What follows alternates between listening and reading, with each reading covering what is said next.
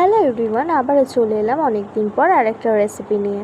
আজকে তোমাদের সবার প্রিয় বাঙালির একমাত্র প্রিয় খাবার মধ্যে পড়ে, যেটা হচ্ছে পটল চিংড়ি। সেটাই বানানো তোমাদের সাথে শেয়ার করব।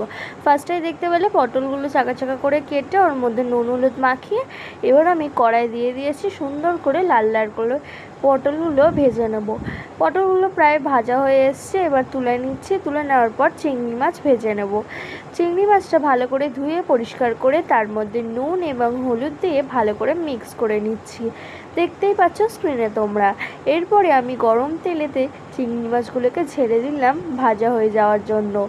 দেখতেই পাচ্ছ লাল লাল করে ভেজে নেব। এরপরে ততক্ষণে মশলাটা করে নিলাম, সাথে সাথে চিংড়ি মাছটাও ভাজা হয়ে গেল।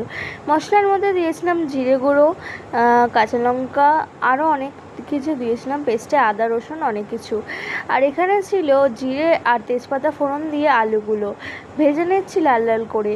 তারপরে বেটে রাখা মশলাটা দিয়ে ভালো করে কষিয়ে নেব যতক্ষণ না মশলার গন্ধটা চলে যাচ্ছে।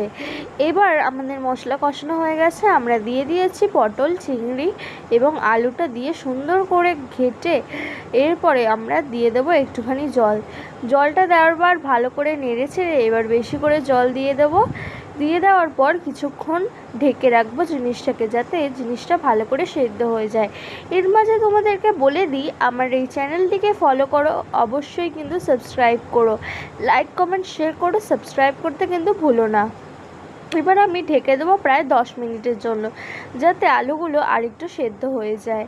এই যে এবার ঢাকা খুলে দিয়ে দেবো গার্নিশিংয়ের জন্য ধনেপাতা। আর রেসিপিটা খুব সুন্দর হয়েছিল। বাই।